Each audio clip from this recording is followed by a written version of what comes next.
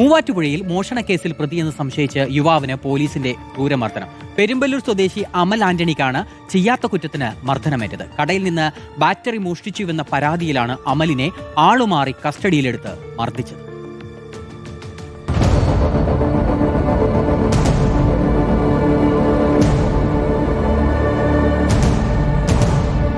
പരാതിക്കാരനായ അമൽ ആന്റണി വർഷങ്ങളായി ഉപയോഗിച്ചിരുന്ന inverter battery ഒരു ആക്രിക്കടയിൽ വിറ്റിരുന്നു. ഇതേ സമയത്താണ് ബാറ്ററി മോഷണം സംബന്ധിച്ച മറ്റൊരു കടയുടമയുടെ പരാതി പോലീസിന് ലഭിച്ചത്. അമൽ ഈ കേസിലെ പ്രതിയാണെന്ന് സംശയിച്ചായിരുന്നു മൂവാറ്റുപുഴ പോലീസിന്റെ ക്രൂരത. ഈ മാസം 12-ന് വീട്ടിലേക്കെത്തിയ 4-അംഗ സംഘം കുടുംബാംഗങ്ങളുടെയും നാട്ടുകാരുടെയും മുന്നിൽ വെച്ച് അമലിനെ വലിച്ചിഴച്ച് പോലീസ് ജീപ്പിലേക്ക് കയറ്റി.